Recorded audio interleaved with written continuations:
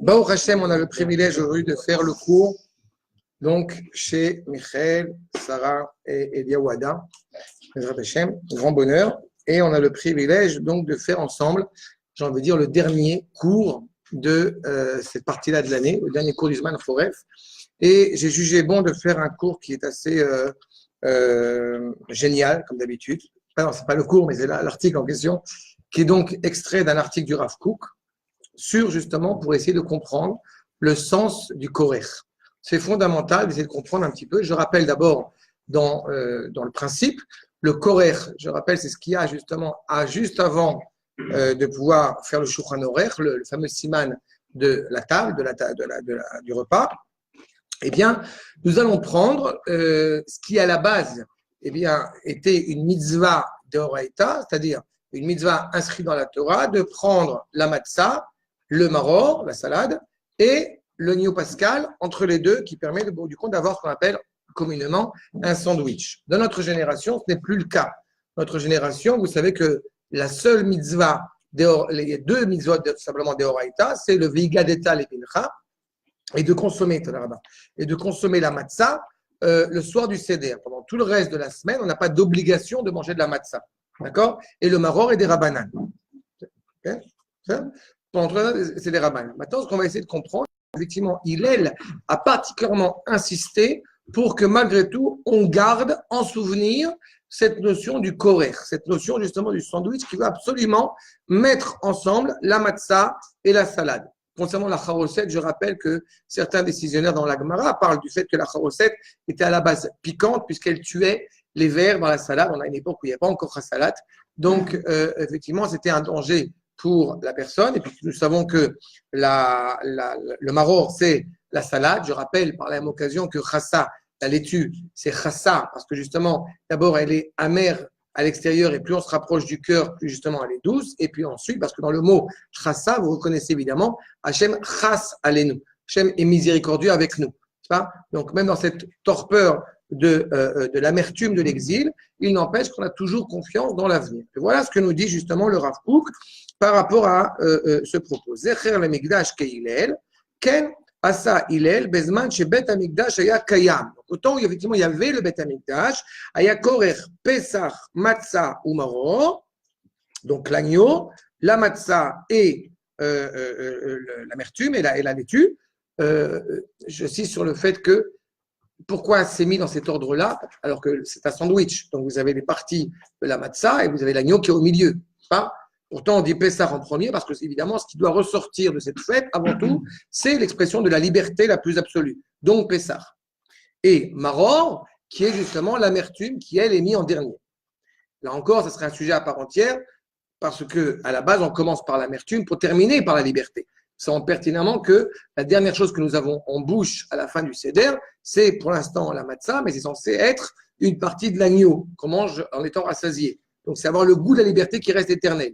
Et là, pourtant, on dit Pesach, Matzah ou Maror. Peu importe. Le fait est, c'est que les Ochlan Beyacha, donc ils les mangent ensemble. Les Kayem Hasheneemar, Matzot ou Merorim Yochleu. S'il y avait le sacrifice, s'il y avait l'agneau, alors le Maror deviendrait une mitzvah d'Oraita. Parce qu'il n'y a pas de mitzvah de manger la laitue tout seul, d'Oraita, mais il y a une mitzvah de manger la laitue avec l'agneau. C'est là? Achav, Chag Cheruten. Cette fête, ce n'est pas un hasard s'il est appelé justement la fête de notre liberté. Acherut, Ein ben Chorin et la Mishosek Batora. La liberté à la fois du corps et à la fois de l'âme. Je rappelle que dans la Torah, eh bien, il n'est pas écrit Pesach, mais Chag HaMatzot. D'accord? Il faut avoir conscience de cela parce qu'au bout du compte, la Torah met en évidence la volonté de l'âme Israël d'être prêt à donner sa vie justement pour sortir d'Égypte. Donc, ça apprend une grande valeur et en grand honneur pour l'âme Israël. Nous, à l'inverse, quand nous parlons de cette fête en l'appelant Pessah, on met en évidence l'agneau et on met en évidence le fait qu'Akadosh Baruch Hu, Passach, allez-nous, Akadosh Baruch Hu, eh bien, nous a épargnés alors que nous n'étions pas méritants et pourtant Akadosh Baruch Hu nous a épargnés de la mort. Et donc, on voit au bout du compte cette intimité de nouveau entre le Créateur et la créature. Or, à Géoula, Oler Veshofea Alenu. Okay? Or, à Géoula, Oler. Il n'y a rien qui vous pose problème? Comme une lumière. Le fait. Ouais, comme une lumière. Le fait. Non, voilà. Or à Géoula, la lumière de la délivrance, c'est comme si on était dans l'obscurité de l'exil. Et la lumière de la délivrance, eh bien justement, non, Khadija, elle est en train de grandir. Elle est en train de devenir de plus en plus visible. Mais là où c'est problématique, c'est que, je le dis, bien qu'on a déjà un petit peu parlé ensemble, c'est qu'il n'y a pas écrit Or à Géoula alach, Or à Géoula shafa alenu. Non, Or à Géoula shofea alenu. L'abondance de la Géoula est en place, est en avance. C'est-à-dire que, d'abord, quand on parle de la sortie d'Égypte, le soir de Pessah, je le rappelle, on ne se remémore pas la sortie d'Égypte, mais on la vit pleinement. Et ensuite, toutes les délivrances sont comprises dans la délivrance de l'Égypte. C'est-à-dire qu'à chaque génération, chaque année, on sort un peu plus de l'Égypte. Donc, par conséquent, la lumière de la délivrance, elle se révèle de plus en plus. C'est pour ça que c'est un présent. C'est un présent générique. Ce n'est pas un présent juste pour contemporanéiser les choses. Non, c'est vivant, c'est présent. C'est dans la Haggadah, ça? Pardon? C'est marqué dans la Haggadah? De quoi? Le truc, Haggadah, je sais pas quoi. Non, ça c'est le Rav Kook. Mais ce qui est écrit, oui, dans la Haggadah, c'est que quand tu remercies Akadosh Baruch Hu, chez Otsi, Otanu, Ve'avotenu Meret Mitzrayim. Tu ne remercies pas Akadosh Baruch Hu d'avoir sorti nos pères, tu remercies Akadosh Baruch Hu de nous avoir sortis nous. Donc, ça veut dire que tu mets en évidence le lien direct que tu as avec la Géoula, avec la sortie d'Égypte. De la même manière que je te rappelle, cette nuit-là, justement, Nishelo, Chashkilu, Yatsa, Mitzrayim, c'est-à-dire que l'objectif, c'est que tu reconnaisses que tu sors d'Égypte à ce moment-là pendant cette nuit. D'accord? Chaim, on avance un peu, après je t'écoute. Retiens la question, Aval. Retiens la question, n'oublie pas la question. Bechol Azmanim ou Bechol Adorot. Donc, encore une fois, dans toutes les générations, à tout moment, Gam Adorot, Ayoter Afelim, même ces moments les plus sombres, Dieu sait combien, pendant notre exil, nous avons traversé des périodes délicates, des périodes difficiles. Gam Bayamim Asher Achosher Kissa et Ofekenu Misaviv. Les ténèbres qui nous ont empêchés de voir au bout du compte vers l'avant. Et pourtant, le Ham Israël, jamais, au grand jamais, ne s'est désespéré. J'ai coutume de dire que le peuple, eh bien, malheureusement, parfois a tendance à se désespérer, alors que ça va beaucoup mieux aujourd'hui. Et alors que pendant 2000 ans, le peuple ne s'est pas désespéré une seule seconde. Il a continué avec espoir en entonnant l'an prochain à Jérusalem. Donc, on perçoit cette luminosité de la délivrance, même dans les moments les plus terribles. Et le 15 Nissan, la nuit du 14, on est animé par cette délivrance. D'accord? Les Kalvachomer, Shanu Shoavim Imenu, on puise de cette luminosité, Bechol Melon Ishmatenu, pour notre âme. Encore une fois, quelqu'un qui n'a pas de sens à sa vie, au bout du compte, aura beaucoup plus de difficultés à survivre.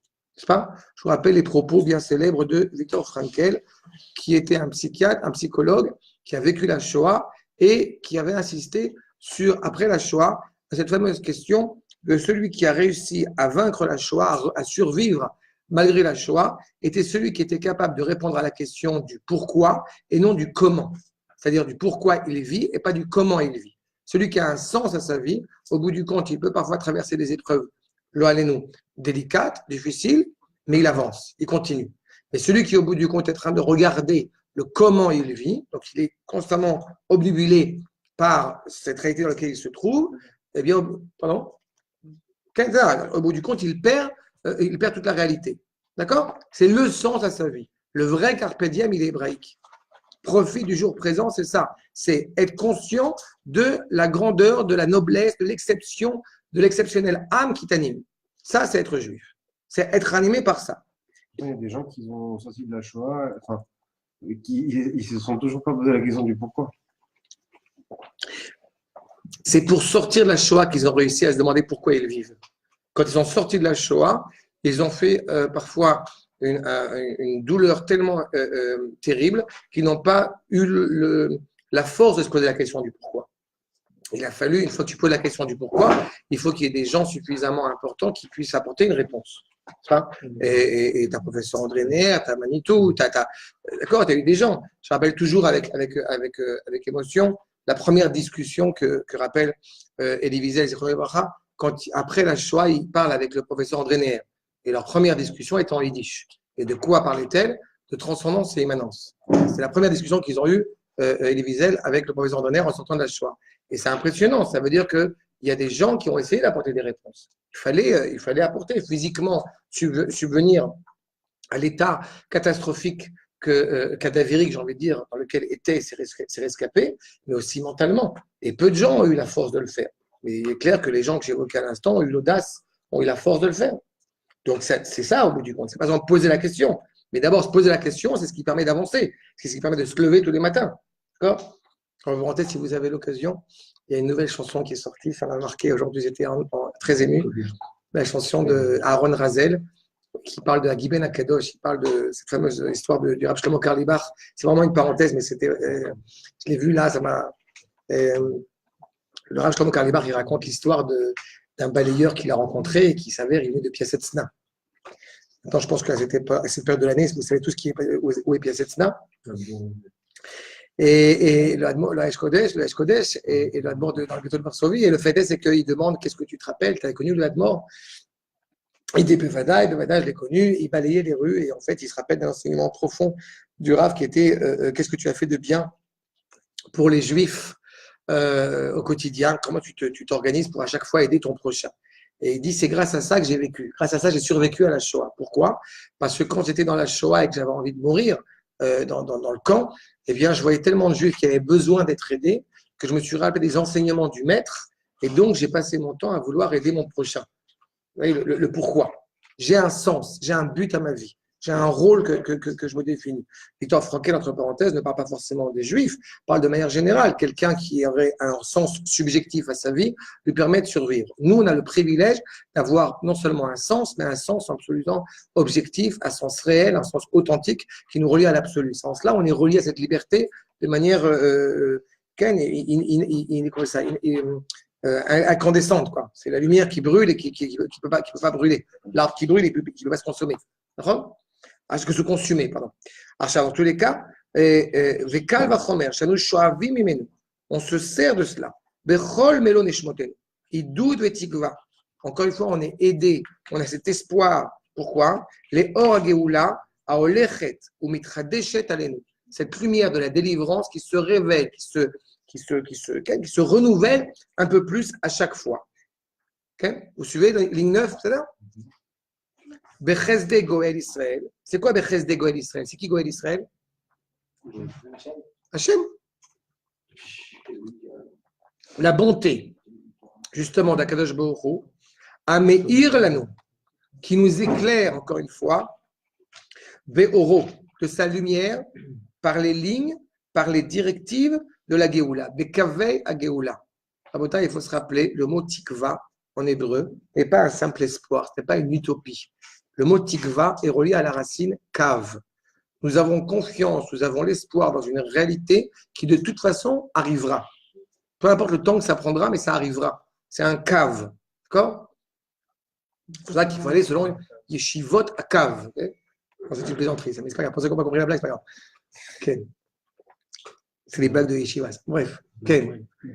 Beyamenu, Bekave Geoula, donc dans ces lignes, dans cette direction de la délivrance, même si encore une fois on ne le vit pas tous les jours, mais il n'empêche que justement on le vit à ce moment-là, Beyamenu, Betor Kol HaMachashechim, Asher Satu Alenu Ma'avarim. C'est-à-dire qu'au bout du compte, combien vous savez qu'on a été balancé, on a été nomade, on a été en ballottage dans des réalités absolument abjectes, obscures, et pourtant on était relié à cette luminosité, la fameuse lumière qui est au bout du tunnel. Nous on sait qu'elle est vraie. Et malheureusement, d'un côté on vit cette réalité-là, et d'un autre côté, on est en train de vivre une réalité transitoire qui nous ramène en Eretz Israël. Donc cette Géoula, elle prend encore plus son sens de nos jours. Veim betoch haorot haneimim. Donc animé par cette, cette confiance spirituelle, asher letzmichat kava Yeshua, c'est-à-dire que non seulement orot haneimim, donc animé par la Emouna, mais d'un autre côté, qui est en train de se révéler en acte, puisque la Yeshua du peuple, n'est-ce pas, est en train les lumières de la délivrance sont en train de se révéler. Or Yeshua, gam bahem, atzmam rabu merirut amachashachim. Même dans cela, combien il y a eu et il y a encore des moments amers, obscurs, dus justement à la souffrance qu'on peut traverser. Ce que tu soulevais tout à l'heure, Michael, sur le fait qu'encore une fois, quelqu'un qui souffre tellement, eh bien, tu as beau lui expliquer que c'est pour ton bien, tu as beau lui expliquer que ça va finir bien, il souffre. D'accord? Donc, cette souffrance-là, elle n'est pas réduite encore. Im rabu sivlotenu, mi bait ou mi chutz. Non seulement il y a eu une souffrance, okay? C'est pas plus. On va y arriver. Je te promets qu'à la fin, tu vas arriver. Im rabu sivlotenu, mi bait ou mi chutz. On a eu des souffrances. On a encore des souffrances. Nous dit le Rav, mi bait ou mi chutz. De l'intérieur et de l'extérieur. De l'intérieur et de l'extérieur. Je t'accompagne. Archa. Donc des souffrances de l'intérieur de la maison et de l'extérieur. Là, on touche un sujet qui est très complexe. Parce qu'on est en train de d'évoquer au bout du compte, de l'extérieur, on le comprend, ce sont nos ennemis. D'accord? En l'occurrence, les Anglais. À ce moment-là où le Rav Kook s'exprime, ce sont les Anglais. Ce sont aussi les Arabes, en l'occurrence, puisqu'à l'époque, les Arabes étaient particulièrement cruels et nous embêtaient. Aujourd'hui, bon, tout va bien dans le meilleur des mondes, mais à l'époque, ils étaient ennemis. Et un point supplémentaire, mi-bait, c'est-à-dire des ennemis de l'intérieur. Il y a des conflits, parce qu'à l'époque, il y avait aussi des conflits parfois durs, douloureux, entre juifs proches de la Torah, des juifs moins proches de la Torah, toujours des choses qui sont un peu compliquées. Im, ma'ale asher hashgacha. À Eliona. Donc, cette providence suprême. Et Tila, Aleem est à Sevel, chez Ezrat Israël. Qu'est-ce qui se passe? Les nations, en l'occurrence l'Angleterre, qui a le privilège de participer à faire qu'Israël souffre moins. À Sevel, chez Ezrat Israël, Litzad, Litzod, Likrat Geulato. Encore une fois, le Ham Israël est en train de revenir à une situation saine, une situation sereine, de sortir de ces machovin, de sortir de ces maladies de l'exil. Arshal, Triato ou Binyan Arzo mi bachutz. C'est l'Angleterre. Je vous rappelle, quand le Rav Kook est coincé en Angleterre et qu'il se retrouve avec Belfour, ils veulent faire une cérémonie justement pour célébrer les accords de leur Belfour, les accords de Belfour, les accords de Ken. Et au bout du compte, le Rav Kook va dire sache que je ne te dis pas merci, je te dis congratulations. D'accord? C'est-à-dire qu'au bout du compte, sache que maintenant, grâce à nous, tu as une part dans le monde futur. Ce n'est pas l'inverse. D'accord? Le Ham Israël qui retrouve ses marques, le cœur de l'humanité qui retrouve son authenticité, cela a des défunts bénéfiques sur l'humanité tout entière. Donc l'Angleterre a le privilège d'y participer. Tant mieux. On voit bien que ça n'a pas duré très longtemps, parce que 10 ans plus tard, vous avez malheureusement notamment le massacre de Hebron. Im, kol kach ma'avirim alenu et haderech. C'est-à-dire qu'au bout du compte, si ils essayent de nous faciliter a priori le cheminement, marbidim alenu et ofanim asher al yadam nuchal litkarev le mataratenu akedosha. C'est-à-dire que d'un côté, a priori, ils nous facilitent le cheminement pour qu'on puisse réintégrer notre identité, et d'un autre côté, ils nous alourdissent la possibilité de toucher notre finalité, notre aspiration, notre saine aspiration, notre sainte aspiration. Il ne faut pas oublier que Ham Israël qui retrouve son identité, c'est un peuple qui retrouve son identité à la fois nationale et spirituelle, qui retrouve au bout du compte, donc qui retrouve à la fois cette liberté physique et cette liberté spirituelle. Hacher, sur Israël, il fait les fanenu. Akadosh Baruch Hu, au bout du compte, c'est lui de mettre à bord. Vous savez pertinemment que quand Akadosh Baruch Hu a décidé qu'il était temps que le Ham Israël revienne chez lui, eh bien, obligatoirement, il fait en sorte de casser, de briser l'Empire ottoman pour permettre au peuple de revenir. Ce n'est pas le printemps des nations. Encore une fois, la manière de lire l'histoire doit être hébraïque. C'est-à-dire, Akadosh Baruch Hu madvé lefanenu. C'est lui qui met en place devant nous. Quoi? Les shivat shvutenu. Puisqu'Akadosh Baruch Hu, par là même, il revient avec nous dans cette situation idéale. Okay? Sublimée. Okay? Ve'im, gam befanim, amachane begvul Israël. Qu'est-ce qui se passe maintenant? Là, on a parlé des Anglais. Et là, on parle d'un autre contexte. Parce que quand on parle de l'obscurité, il ne faut jamais oublier que dans le traité de Megillah, la beracha de Goël Israël, elle n'est pas seulement durant l'exil, puisque la beracha de la Géoula, elle est déjà inscrite dans la 7e beracha. Mais la beracha de Goël Israël, elle met en évidence le fait que même au moment de la Géoula, il y aura des souffrances, il y aura des difficultés. C'est ça? Achab, on voit les ennemis, on voit l'obscurité, le mélange de l'extérieur des Anglais avec le côté positif et le côté négatif, mais le Rav met aussi en évidence, malheureusement, ce qui se passe à l'intérieur. Regardez la suite. Ve'im gam bifnim, amachane begvul Israël. C'est-à-dire que dans le peuple, et shema shaoria misaviv. C'est-à-dire qu'au bout du compte, quelque chose qui fait qu'il y a une sorte d'effritement de l'identité juive. Au moment, aujourd'hui, quand on parle de la situation hérétique, on est loin du compte. À une époque, surtout à l'époque du Rav Kook, vous avez des rapports plus que houleux entre le monde dit religieux et le monde dit pas religieux. Et le Rav Kook est au milieu, entre parenthèses. Donc, Shema Vesharouya Misaviv, Pizur Kochot, et Pilug Machashavot. La nation est en train de réintégrer son entité, et pourtant, vous avez des forces qui se dispersent. Vous avez des pensées qui se séparent, qui se distinguent. À chaque fois qu'une personne nous fait la description de l'état d'aujourd'hui avec un sentiment apocalyptique, on a envie de lui dire, mais va étudier le Tanakh. Il faut quand même pas oublier que bien avant le Rav Kook, vous avez eu des réalités de deux royaumes fratricides, n'est-ce pas, qui se faisaient la guerre l'un l'autre. On est dans une situation aujourd'hui, Baruch Hashem, où on a un État, on a une armée. Ce qui est en soi quelque chose d'impressionnant.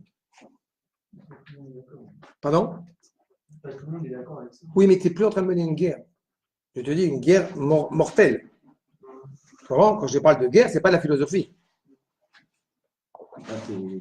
Qu'il y ait des désaccords, c'est vrai. Mais tu n'es plus dans une situation où le royaume de Yehuda et le royaume d'Israël sont en train de se tuer, de s'assassiner l'un l'autre. D'accord? On parle de ça quand on étudie après le schisme de Shlomo.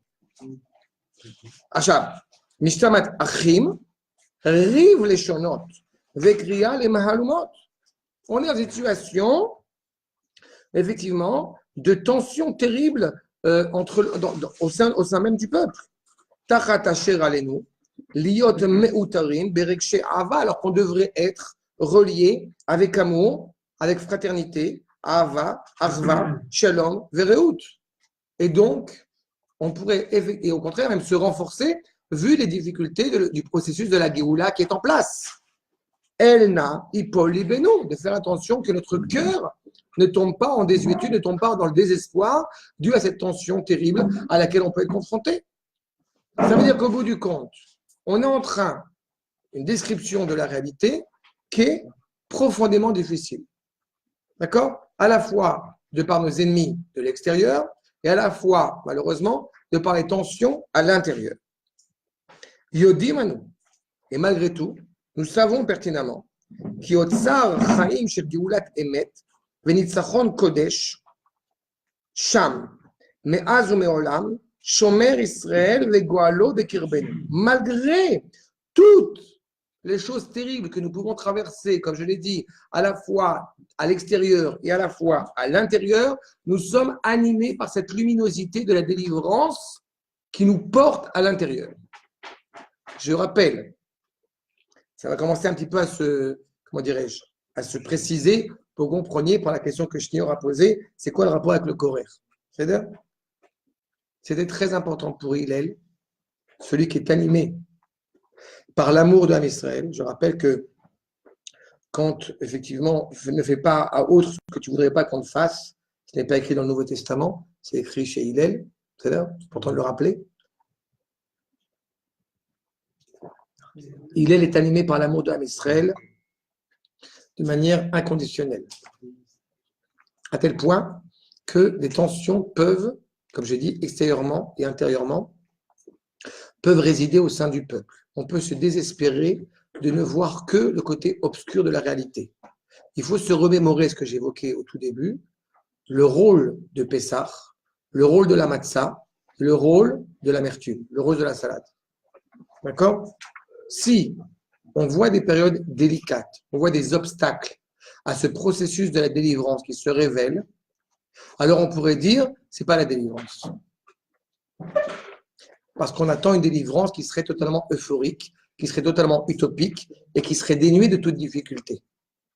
En mettant le sandwich ensemble, on est en train de dire au bout du compte, en mettant le korer ensemble, c'est-à-dire qu'au bout du compte, on est en train de mettre en évidence le fait que malgré les difficultés, nous sommes en train de traverser de nobles et merveilleux événements.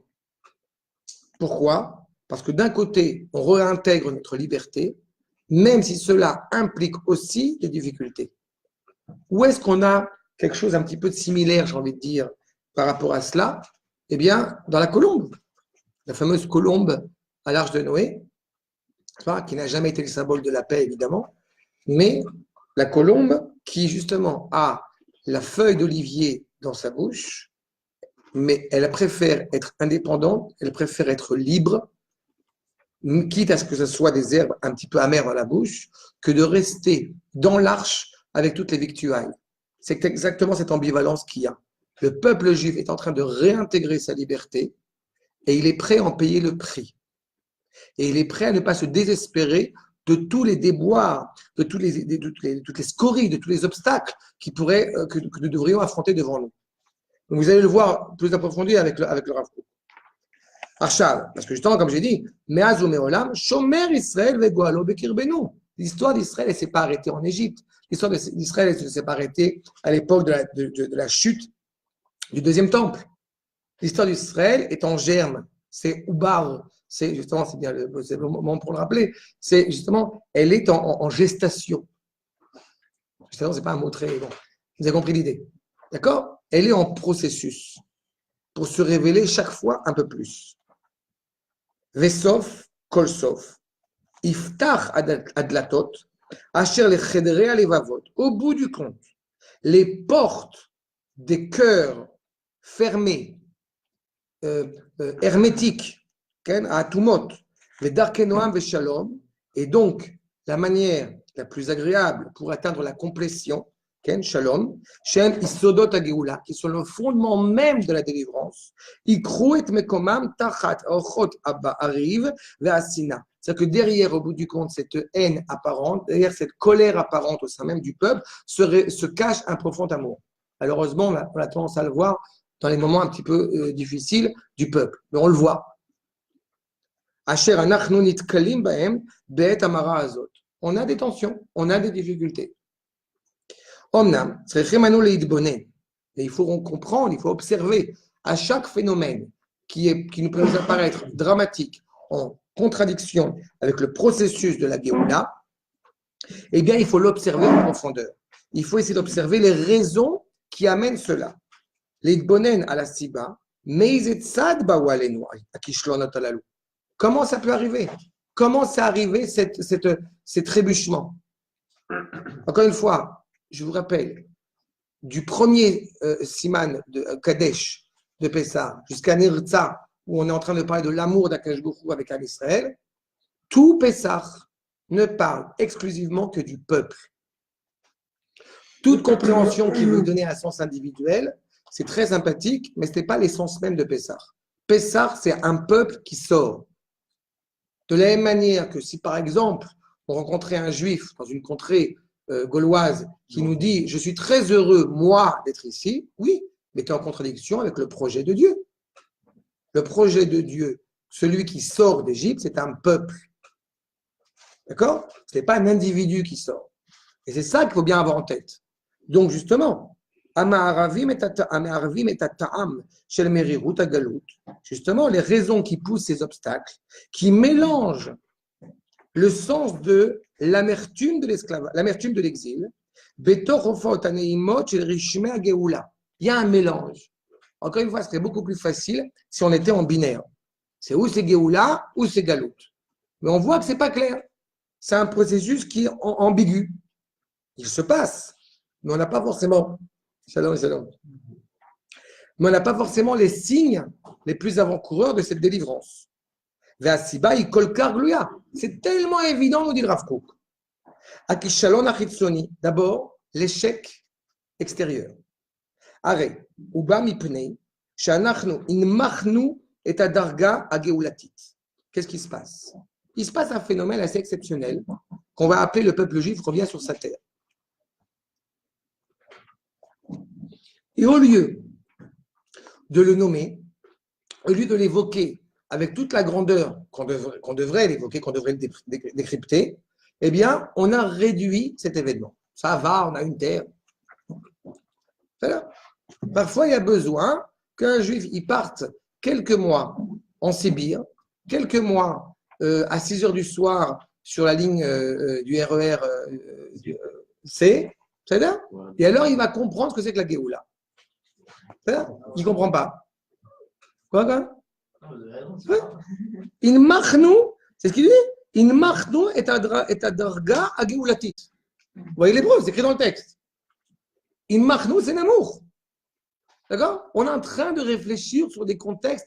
Regarde, on fait allèle avec bracha, pas bracha, tahanoun, pas taha. Tu te rends compte de ce que tu es en train de vivre? Tu te rends compte de ce que le peuple est en train de vivre? Et tu es en train de poser des questions de bigoterie? Mais tu n'as rien compris. Vous vous rendez compte de ce que ça veut dire? L'empire le plus important qui était l'Égypte et un peuple qui sort. Mais j'ai l'impression de dire, orgueilleusement, il sort. Zakouf, de bon matin, les chiens n'aboient pas. Alors, les Égyptiens, j'en parle même pas. Enfin, je ne fais pas de comparaison entre les. La significative. C'est ça la raison. D'abord, il dit, il y a deux raisons. Il y a une raison extérieure. Pourquoi est-ce que c'est compliqué de mettre le doigt sur la Géoula? Une première raison, il dit, c'est une raison extérieure. Kishalon chitzoni. Pourquoi ça ne se marche pas avec autant de finalité? Tu vois bien ce qui se passe, entre parenthèses. Les 4/5 du peuple ne sont pas sortis. C'est-à-dire que les 4/5, ils n'ont pas vu ce que le 1/5 a vu. D'accord? Arshab, qui b'makom she'inenu chayavim le'achriz neged ha'olam hatarbuti kulo, à l'endroit où nous devons proclamer face, je presque envie de dire, contre le monde dit cultivé entièrement. C'est vrai, il faut avoir en tête, parce que, encore une fois, je fais ces parallélismes-là, la finalité de l'ancien monde beau, cultivé, de la liberté, fraternité, égalité, au bout du compte, de la culture de Mozart et de Bach et de qui vous voulez, au bout du compte, elle a mené à Auschwitz. Liberté, égalité, fraternité, elle a mené à Vichy. C'est ça que ça veut dire. Ce monde, c'est la Shoah, c'est une parenthèse, mais que je relis là, je permets de relier à ce moment-là. La Shoah est un échec de la culture occidentale. On ne comprend pas la grandeur et l'apport considérable de l'Israël. En face de ce monde culturel, qui, à nous, Nochalea Morasha, Ayoter Kedosha. Je rappelle que Morasha, comme disent les Chachamim, ne dit pas Morasha, mais Meorasa. On est fiancé éternellement à la Torah, éternellement à Kadosh Baruch Hu. On passe son temps à se demander, mais qu'est-ce que les nations vont dire? Comment cela va être compris par les nations? Alors qu'il faudrait d'abord et avant tout se poser la question, mais qu'est-ce que nous on pense? Une des premières démarches, je me rappelle, j'avais eu à la fac, j'avais une personne qui avait fait Cagne et Hippocagne, pour traduire pour vous, Mathspé et Mathsup. Mathsup ou Mathspé, dans la version littéraire. Et il connaissait le latin, le récital. Et un jour, je lui ai dit, mais tu connais, parce que je connaissais un peu la philo, et je lui disais comme ça, mais tu connais Kant, bien, tu connais Heidegger, etc. Mais tu t'es jamais intéressé à qui était Rabbi Akiva? Et elle m'a dit, j'y pense souvent, et elle s'est mise à pleurer. Ça veut dire que parfois, quelqu'un a une démarche exceptionnelle pour connaître la culture de l'autre, sans connaître avant toute chose sa propre culture. Et c'est un drame dramatique. Et puis, c'est un drame terrible. Et en plus de ça, plus on est en train de découvrir cette culture qui est la nôtre, plus on voit combien elle était animée par la sainteté, par l'authenticité morale. In machnu et dargatenu. Nous avons réduit, nous n'avons pas saisi pleinement la valeur qui est la nôtre. Ce peuple, que justement celui qui a façonné le roi Adam, le souffle même qui anime l'être humain par excellence, Bekirbanotan Boneshama, qui a inscrit en nous justement cette Neshama supérieure, Beor Torah Traim, à la lumière de cette Torah vivante, à Omed et Liot, les Nesahamim, qui se tient comme étant le drapeau, l'étendard pour les peuples tout entiers, et les Geulat Tevel Kula, et la délibération du monde tout entier.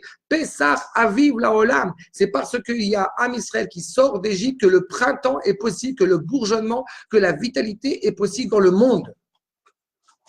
Et quand on pense que le peuple juif, à notre génération, revient sur sa terre, nous sommes parfois dans des discussions, à mes yeux, totalement fumeuses, de je suis pro-sioniste, post-sioniste, anti-sioniste, c'est du n'importe quoi. L'essentiel même du peuple qui revient sur sa terre, ce n'est pas un message individuel, c'est un message mondial, c'est un message universel que le monde entier a très bien compris. Et vous le savez très bien. Mais pour que ça se passe, il fallait justement que Yomru Agoim, Igdil Hashem Lasot Imele. Akash Baruch Hu a fait de grandes choses avec eux. Et c'est les Goïm qui parlent. Ceux qui ont du mal à comprendre, c'est nous. In machnu et dargatenu. Donc, et vous voyez l'implication.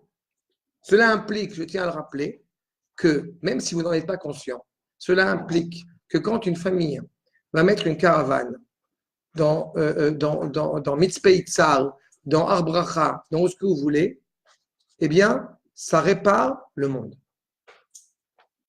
Vous voyez à quel point c'est une importance? Chaque juif qui vient s'installer en Eretz Israël, chaque juif qui va construire Israël, chaque juif qui va mettre une caravane, qui va planter un arbre en plein milieu de nulle part, eh bien, ça permet au monde d'aller mieux.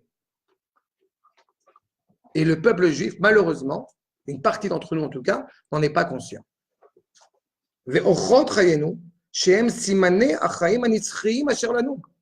sommes le seul peuple réellement relié à l'éternité, à l'authenticité. Toutes les nations, quelles qu'elles soient, sont nées, arrivent à leur apogée et meurent. L'homme Israël ne peut pas mourir. Pourquoi? Parce qu'il a un rôle très important à délivrer au monde. D'abord à lui-même et puis au monde. Inam, Alze, Eidim, Neemanim. Je vous rappelle quand même que le Chacham, quand il pose la question, il dit Ma'edot achukim vamishpatim. Le premier élément de la valeur du peuple, de la présence d'Akadosh Baruch Hu, c'est notre témoignage. Ma'edot achukim vamishpatim. C'est parce que nous sommes un peuple que Dieu est. Quand je dis Dieu est, c'est pas Chazir que Dieu est, c'est Dieu est présent dans ce monde. C'est nous qui témoignons de cela. Vous voyez l'implication dans le monde.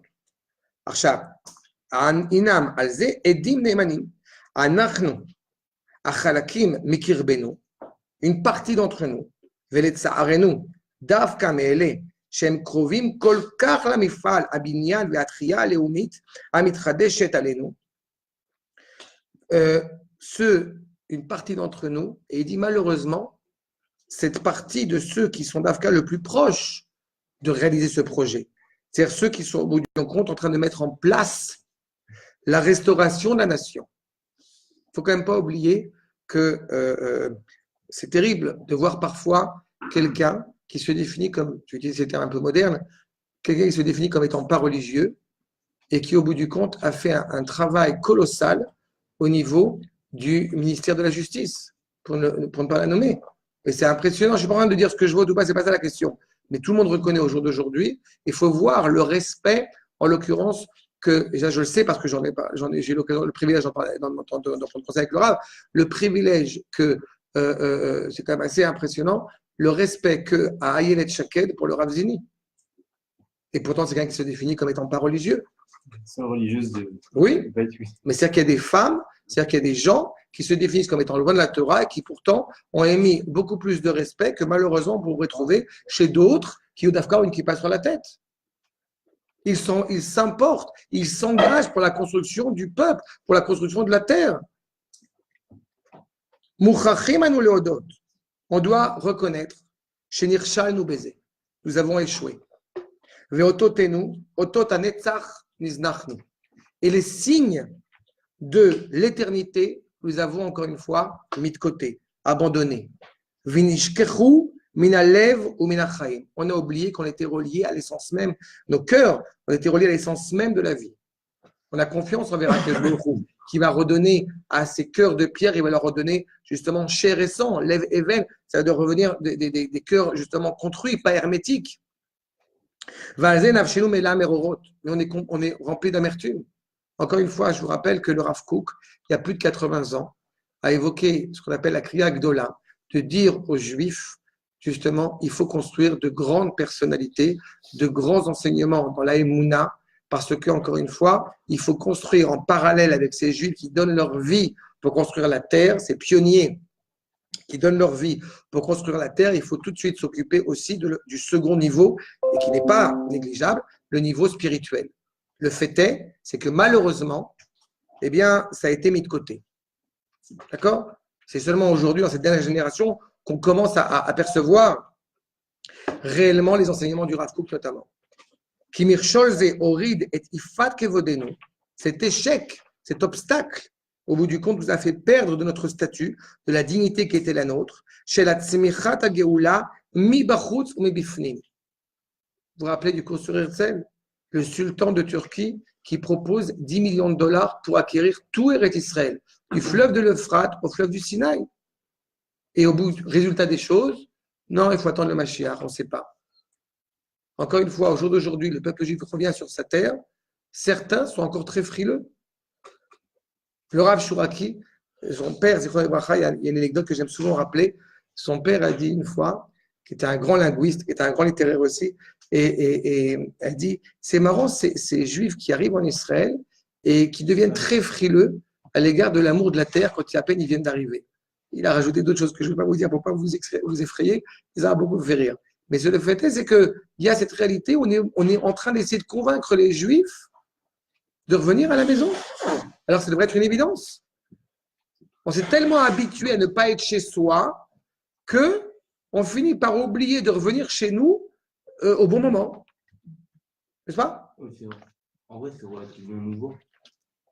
L'aspiration à revenir à la maison a perduré chez tous les Rachaïm depuis la nuit des temps. Mais même on voit jusqu'à il y a 150 ans, Israël, c'était dès qu'on peut y aller, on y va. Mais alors là, non. Malheureusement, seuls les Talmidei Chachamim ont fait cet effort colossal et surhumain pour le faire. Même quand il y avait des communautés et des Batei Midrashot qui venaient, il n'empêche qu'ils ne pensaient pas forcément à construire une entité politique. D'accord ? Donc ça a créé des tensions à la fois à l'intérieur. Les nations n'ont aucune emprise sur le Ham Israël. Tant que le Ham Israël, encore une fois, ne prend pas les bonnes décisions qu'ils doivent prendre, les bonnes décisions qui s'imposent. Si le Ham Israël sait exactement au nom de quoi et pourquoi il est là, le monde peut trembler, il ne se passera rien de mal pour nous. D'accord ? Il ne faut jamais oublier, malheureusement, que ce soit d'un point de vue spirituel, c'est-à-dire des gens qui sont animés malheureusement parfois par la Torah ou d'autres, il faut jamais que les organisations les plus anti-sionistes, antisémites, anti-ce que tu veux, elles sont au bout du compte dirigées par des juifs. D'accord ? Torquemada était d'origine juive, j'ai malheureusement eu l'occasion de le rappeler plusieurs fois. Torquemada était d'origine juive, l'investigateur de l'acquisition. D'accord ? Il n'y a pas que lui, hein, au monde moderne, sans vouloir vous donner des noms, mais c'est une réalité qui existe. Et c'est un échec, c'est un drame pour nous, le peuple juif. Ken. Pendant le choix, il y a qui comme potentiel juif? Instigateur. Tu parles avant la Shoah? Non. Non, ça c'est un Amalek, c'est encore un autre problème. Mais en plus, là, j'ai pas envie de. Il y a Pas envie, ça. Il y a Rosh Chodesh Nisan qui arrive, ça y est, on arrête de prêcher. Kolzman, Shakinyan Ayoter Yakar, encore une fois. Tant que cette acquisition la plus importante, la plus chère, la plus riche, Ayahadut Bimloa, le judaïsme dans son entité. Vous suivez ou personne ne suit ça? Hein? Beyedia, Beregesh, avec la connaissance, avec l'émotion qu'il devrait avoir, Bemaase. Vous savez, si vous un jour vous voyez, j'espère que vous le verrez, mais il faut voir les Juifs d'Éthiopie notamment quand ils arrivent en Israël. Ils embrassent la terre. Ça n'a pas été les seuls. On a eu déjà dans la Gemara, on en parle. Il faut voir le rapport qu'ils ont inhérent, mais naturel à l'égard des Israël. Vous ne vous rendez pas compte, si je pense que vous en rendez compte, parce qu'après, en plus, en choix, ça vous a donné encore plus de vitamines, mais quand même, il faut se rendre compte du bonheur que vous avez, de ce plaisir que vous avez d'être en Eretz Israël. Et la grandeur et la bonté d'Akadosh Baruch Hu de nous permettre de le faire. Achav, Beregesh, Bemaase, Tofeset, Banu, et Amakom Aikari, ça prend tout son sens, l'essence même de notre être. Je rappelle, une situation d'un peuple en exil n'est pas concevable. Et vous allez me dire, oui, mais il y a des gens qui ne le ressentent pas. Bien fait, parce qu'ils n'ont pas étudié. Il faut étudier ce lien. D'accord? Un jeune couple qui se marie, c'est-à-dire, alors le mari, il appelle sa femme push push mouche mouche, sa femme, elle appelle couche couche push push, a fait au bout d'1 an, 2 ans, 3 ans, 4 ans, 5 ans, 10 ans, c'est-à-dire, si cet amour n'est pas entretenu, il s'effrite, il s'effiloche. Vous connaissez la plaisanterie? Le type qui dit à sa femme, honey, honey, c'est ma chérie, pour ceux qui parlent mon miel, pour ceux qui ne parlent pas la langue de Shakespeare. Bref, et il y a des gens qui sont à table, ils disent, ouais, c'est génial, tu appelles ta femme comme ça, après 20 ans, 30 ans de mariage, tu continues à l'appeler honey, c'est exceptionnel. Non, parce que je ne sais plus comment elle s'appelle. Donc c'est un amour qui doit s'entretenir, qui doit se tenir. Le Ham Israël, justement, le Ham Israël entretient ce lien permanent pendant 2000 ans. Shana Abba Berushalayim, il s'efforce d'y penser réellement, que ce ne soit pas une phrase vide justement vide de sens. Arianu Yicholim Lisbol, Gamken, Chikuchim Shel Miflagot, Vedeot Shonot, Beochot Abinyan, Vetria Leumit. On peut supporter des tensions, on peut supporter des désaccords dans la construction de notre nation, notre établissement national. Vechiluke Deot, Od Yuchlu Leavi Bekirbenu, Osher Ruach Veriboui Lenishmata Shel Hauma Omedet Banu, Betziviona Vetmunata. Au contraire, même des discussions peuvent enrichir le débat, peuvent enrichir justement l'essence même de la Neshama. N'oubliez pas, encore une fois, que l'essentiel des 3 forces qui animent la nation hébraïque, c'est justement la force universelle, la force animée par la sainteté et la force du Kodesh et la force de la Torah. Et qu'au bout du compte, ces 3 forces-là ont été justement séparées pendant 2000 ans et qu'au bout du compte, elles sont en train de retrouver leur cohésion. Donc, ça implique des conflits et des conflits qui peuvent au contraire être fructueux pour justement nous permettre de vraiment de se révéler en tant que nation. Aval. Bezman Asharecha Isodi.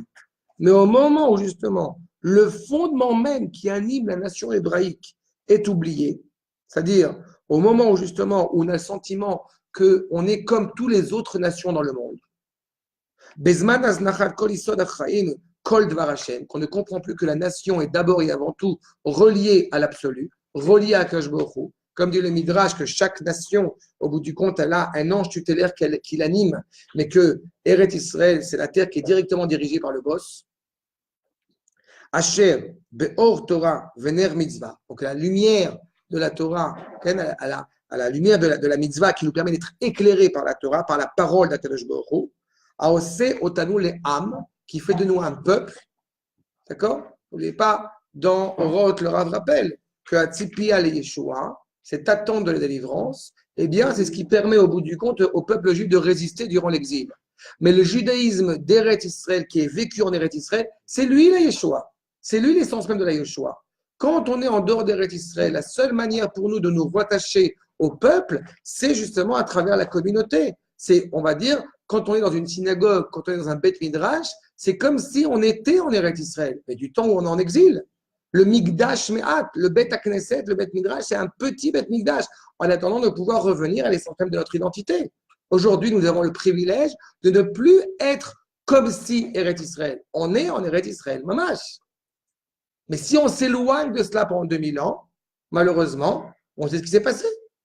On se marie avec Christiane, Hashem Yishmor, ou au mieux avec Fatima.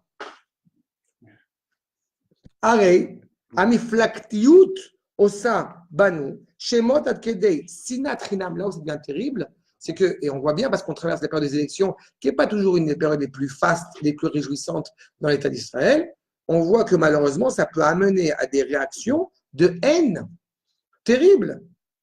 Ose banu shemot ad kedei sinat achim tehomit ameavel enenu et atzara. Ce qui, encore une fois, nous annonce un grand danger, c'est quand le peuple, malgré ses distinctions idéologiques, malgré ses conflits idéologiques, oublie une seconde que c'est nous en face d'eux. Et pas, il n'y a pas de doute sur ce sujet. Nous sommes inscrits justement dans les douleurs de la délivrance, aussi les douleurs de la délivrance que nous vivons, mais nous les vivons ensemble. Il y a une situation idéale de. Avant ça, il n'a pas une situation idéale de triloguer des hôtes. Normalement, si le Israël il est machiniquement dans la Kedusha, dans son stade idéal, est-ce qu'il devrait y avoir pachot de machloket, pachot? Le problème, c'est pas la machloket. Le problème, encore une fois, c'est ce à quoi ça mène. C'est que justement, qu'est-ce qui se passe au niveau de la sinat chinam? J'aime souvent rappeler que la sinat chinam, c'est la sinat chez le chinam. C'est qu'au bout du compte, sans aucune raison, aucune, la personne que je vois en face de moi, elle est indigne à mes yeux. Pourquoi? Parce qu'elle a une kippa shrora, parce qu'elle n'a pas de kippa, parce qu'elle a une kippa comme ça, parce qu'elle est ashkenaz, parce qu'elle est séfarade. Au bout du compte, cela est évidemment profondément malsain. Mais le fait qu'il puisse y avoir des désaccords entre l'un et l'autre, ça peut justement être profondément noble. Sur la base de quoi il peut y avoir des désaccords? Je ne sais pas, par exemple, sur la question de l'écologie, par exemple sur la question de l'écologie, on peut savoir sur un ordre de priorité à quel point l'écologie c'est important pour nous. Il y a très peu de gens. Combien de fois ça m'est arrivé avec des juifs qui venaient essayer de m'intéresser à Greenpeace, qui essayaient de m'intéresser à l'écologie quand je sortais de la Tachana Merkazit, c'est un petit moment maintenant. Mais quand je les voyais, la seule question que je leur posais, parce que c'est à moi qui s'adressait, donc ça me permettait de leur rentrer dedans, et de leur expliquer, mais est-ce que tu t'es intéressé à ce que la Torah pense de l'écologie? Pas une seule fois, il y en a un qui m'a donné une réponse positive sur le sujet. Pourquoi est-ce que j'ai besoin de passer par des mouvements et par des organisations? Parce que surtout que cette discussion, au bout du compte, je peux t'intéresser à l'écologie, ne mène absolument à rien. Nicolas Cavot, c'est pas parce que je sais pas faire, je prends une douche ou ça, que ça aura des répercussions sur la banquise. C'est pas ça la question. Mais sur le fond, est-ce que d'un point de vue général, on s'est intéressé d'abord à ce que pense la Torah sur l'écologie? Tout à l'heure, il y avait une discussion quand on venait sur le fait que est-ce qu'on peut traverser au rouge ou non. Et je disais qu'enfreindre les règles de la sécurité routière, c'est enfreindre une halakha de Horaïta. Mais si effectivement on ne le dit pas, alors les gens vont dire non, vous c'est la Torah, vous vous intéressez à certains domaines de la vie et pas d'autres. Bah, heureusement qu'il y a des organisations qui justement se préoccupent de la sécurité routière. Donc il peut y avoir des discussions qui sont tout à fait nobles pour nous permettre de mieux saisir, encore une fois, la grandeur et la beauté de la Torah. Ken? Qu'est-ce qu'elle pense de l'écologie, la Torah? Beaucoup de choses. J'ai fait 2 cours à la Midrasha sur le sujet. I24. Ah, I24, j'en ai parlé aussi. D'accord. T'as pas vu mon. Quand tu rentres sur je ne sais pas où, et tu fais like. Non, mais j'ai beaucoup à dire là-dessus. En tout cas, Omnam betuchimanu beyad Hashem goel Israël. Donc, nous avons confiance, malgré ces distinctions, malgré ces heures qui peuvent encore une fois nous animer. Nous avons confiance, encore une fois, dans Akash Baruch Hu. Anetouya alenu. La providence divine, encore une fois, elle est installée en nous, pas parce qu'on l'a décidé, mais parce que Akash Baruch Hu bachar banu. D'accord? C'est le postulat. Quand on sort d'Égypte, je vous rappelle, les 4 fils qui sont à la table, au bout du compte, eh bien, on n'a pas jugé de leur qualité morale. Ils sont ensemble. Ce n'est pas 4 élèves, c'est 4 fils. Et ce n'était pas un hasard. Le chacham, ce n'est pas écrit tzaddik, c'est écrit chacham. C'est celui qui est capable, au bout du compte, de penser pour atteindre la cohésion du peuple. Je vous rappelle que le fils, justement, chacham, qu'est-ce qu'on lui répond? Les Hilchot de Pessah, le afikomen. C'est qu'au bout du compte, tu es en train de lui parler. Je sais que c'est compliqué. Dis-moi juste comment va être la finalité. Comment je arrive à cette finalité? C'est que le chacham, justement, il sait que c'est vrai, il sait que c'est juste. Il veut savoir seulement la méthode pédagogique pour permettre à tous les enfants d'y arriver, pour permettre à tout le peuple d'y arriver. Cette confiance-là, c'est justement le travail que nous fournissons. Au final, si vous êtes Ram, Le tzaddik, il n'est pas forcément influencé, il n'influence pas forcément son prochain. Tzaddik, c'est très sympathique. c'est Mais individuel. C'est ça, il peut être un grand sadique, il a un grand mérite.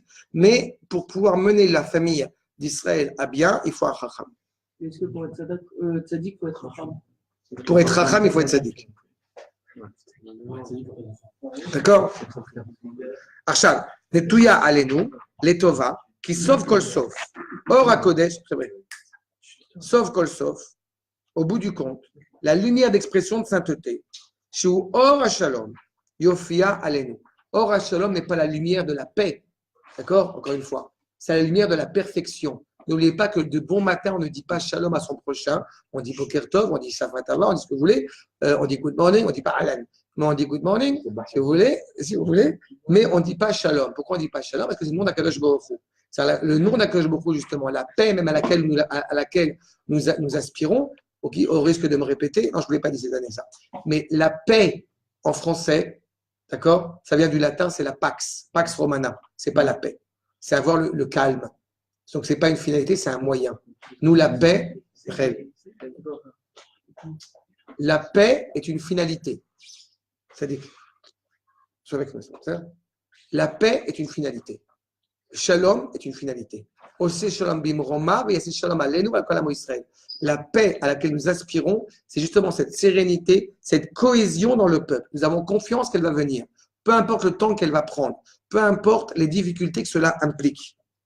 Regardez la suite. Chez où Or Shalom Yofia Alenu. Et maintenant, je reprends la mida de Hillel. Ou midato shel Hillel. Aoev Shalom, verodev Shalom. Aoev et Aberiot, ou mekarvan la Torah. Hillel, tel Aaron, pareil. Il rassemble les juifs. Discussion bien connue. Un juif, il a une boucle d'oreille. Il rentre dans le Beth Midrash ou il ne rentre pas dans le Beth Midrash? Selon qui? Selon qui? Selon Beth Hillel. Al-Hak et Beth Hillel. Beth Shammai dit on ne rentre pas. L'objectif, c'est la cohérence, encore une fois, du peuple. Pourquoi est-ce qu'au jour d'aujourd'hui, on va juger avec beaucoup plus de perplexité, beaucoup plus de miséricorde, beaucoup plus d'empathie, celui qu'on pourrait considérer comme étant un apikoros, parce qu'il parle plus par ignorance que par vraiment un pikorsout. Donc, il faut le rapprocher. Quand il y a des difficultés dans le peuple, des obstacles à cette délivrance, même si apparemment il se comporte mal, il faut essayer justement de corriger, j'ai dit tout à l'heure, de corriger ses scories, de corriger ses écueils qui l'empêchent de se révéler pleinement. Achav, Meshameret Akodesh et la Am Hashem Agoy Kulo, Kashuv Elenu, la dimension du peuple qui revient à son essence. Parfois c'est caché, donc il faut le révéler. Shalom Nidbar El Kol Pezorenu, Vemifloktenu. Encore une fois, c'est le moment de la retrouvaille du peuple, de ces partis qui ont créé des subdivisions. Ve'ora Geoula, la lumière de la délivrance. Abba, Yachad, Imzikarona, Pesach, Ve'amatsa, Simane Acherut. C'est vrai. La lumière de la délivrance, encore une fois, elle n'apparaît qu'au moment où le peuple retrouve son entité. Pendant 2000 ans, même quand vous allez avoir des Juifs qui vont revenir en Eretz Israël, il n'empêche qu'on ne parle pas de Géoula. Pourquoi? Parce qu'il n'y a pas d'entité politique, il n'y a pas de peuple qui revient à sa cohésion. Ensuite, il nous parle de Pessah et Matzah, Simane Acherut. Le Korban Pessah, on ne peut pas le manger si ce n'est cuit entièrement, intégralement. Le C, c'est Am Israël. Il est ensemble. Quand tu le brûles, il se rétracte. Mais il retrouve au bout du compte une force de cohésion. Exactement. La matzah, encore une fois, qui ne se laisse pas animer par l'orgueil, mais qui pense avec simplicité, avec pashtout, le bien du peuple. Pas par azout metzach, pas par effronterie, pas par orgueil, mais au contraire par pashtout. Eh bien, tout cela, ces deux éléments-là essentiels, je pense et je parle et je vis pour le peuple, par le peuple, avec humilité, en ne pensant pas que taisez-vous, je connais toute la vérité. Au contraire, il y a un échange. Tout cela, yamtik lanu, et rishme amerirut, cela va adoucir l'amertume de l'exil et les douleurs spirituelles et matérielles.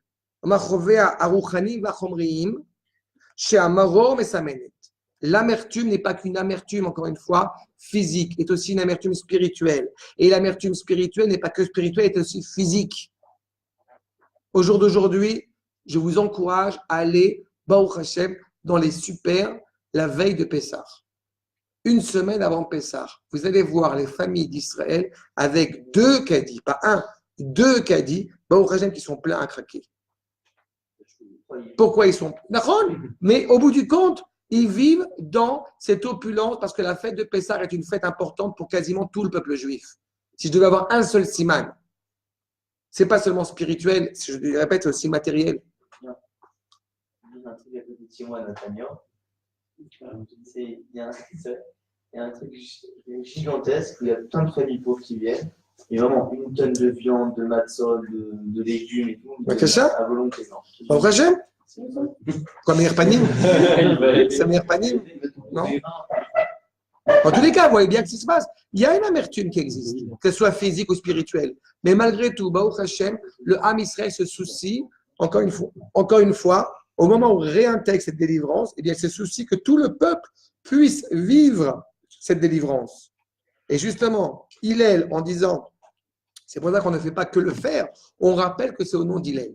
Parce que l'objectif, justement, qui est défendu et qui est énoncé par Hillel, c'est de retrouver cette cohésion du peuple. Donc, on mange la matzah et le maror, même s'il n'y a pas encore le Korban Pessah, parce qu'on a confiance, on est nostalgique vis-à-vis de cette liberté qui va venir et qui se révèle de plus en plus. Veniske le Geoula Shlema, Asher Tifros Alenu, Souka Shalom, Ve'or Emet Be'mera B'Yamenu. C'est exactement cette amertume-là du passé. Nous avons confiance que justement on ne se sépare pas les 2 éléments et que même l'amertume n'a de sens que pour l'objectif auquel nous aspirons, c'est-à-dire un médicament avant de pouvoir atteindre réellement la Géoula pleine et pleinement vécue. Même quand parfois il y a la souffrance, on ne la voit pas comme une finalité. D'accord? Pardon? On ne souhaite pas la souffrance, l'amertume, on ne la souhaite pas. Mais quand elle est présente, eh bien, on sait qu'elle a un rôle, on sait qu'elle a un sens pour nous libérer pleinement dans l'avenir. D'accord? Des questions? Ken? Quoi? Je pas entendu? Ah, Ken? La toute première question que je vais vous poser.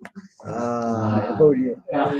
Justement, si vous avez dit que toutes les goulottes, de toutes les sorties au final, elles correspondent complètement à la sortie d'Égypte.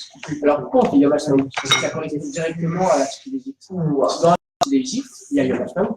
Yom HaTzmaout, Ou sinon Yom HaShavuot. Yom HaTzmaout est l'avènement de la dernière délivrance du peuple juif. D'accord? D'accord? Mais la Géoula de l'Égypte, c'est la matrice, c'est la naissance du peuple juif. À Yom HaTzmaout, on est déjà un peuple et un peuple qui se retrouve, un peuple qui se rencontre de nouveau. Pourquoi on n'a pas eu du Yom HaShavuot de moitié? De quoi? Du Beit Sheni? Beit Sheni n'a pas été un succès, malheureusement, ça aurait pu l'être, mais comme malheureusement la plupart des Juifs sont restés à l'étranger, ça fait que cette Aliyah, au bout du compte, était une préparation au long exil de 2000 ans. D'accord? S'ils étaient montés, ça aurait été une porte d'argent. Comme ils ne sont pas montés, donc ça fait une porte de cèdre qui s'effrite. C'est-à-dire? J'ai une dernière chose par rapport toujours à cette histoire. Ok. Vous avez dit qu'il y a 150 ans, les gens qui venaient pour construire Israël, il y avait énormément de personnes qui faisaient du bien à Israël et qui ne pensaient pas vraiment à vouloir construire l'État d'Israël. Moi, je prends l'exemple de M. Moshe Montefiore, qui a fait un bien infini à Israël et que pendant son époque, les Juifs du monde entier savaient qu'ils avaient un lien éternel avec la terre d'Israël et faisaient tout pour acheter la terre. Même que Montefiore est allé voir le sultan. Ça t'embête qu'on garde ça pour Yom HaTzmaout? Pour l'instant, on est sur Pessah. Oui, D'accord? Viens, on reste sur Pessah, sur la grandeur de Pessah. Ne réduisons pas Pessah à Yom HaTzmaout. D'accord? J'ai un profond respect à Yom HaTzmaout. J'ai beaucoup d'amour pour Yom HaTzmaout. Mais je dis Pessah en son temps, Yom HaTzmaout en son temps. On aspire effectivement à ce que Yom HaTzmaout soit un jour de fête pleinement vécu par tout le peuple juif. Mais ne descendons pas de niveau. Pessah est en soi une fête exceptionnelle. Elle porte en elle toutes les délivrances du peuple juif. C'est ce qui a inscrit en nous toute cette nostalgie de la liberté. D'accord? Oui, mais pour l'instant, ce n'est pas le cas encore. C'est vrai, mais ce n'est pas encore le cas. C'est ça? Shalom Koltou. Alors, ça va manquer ce genre. Attends, il faut que je ferme le truc. C'est dernier jour.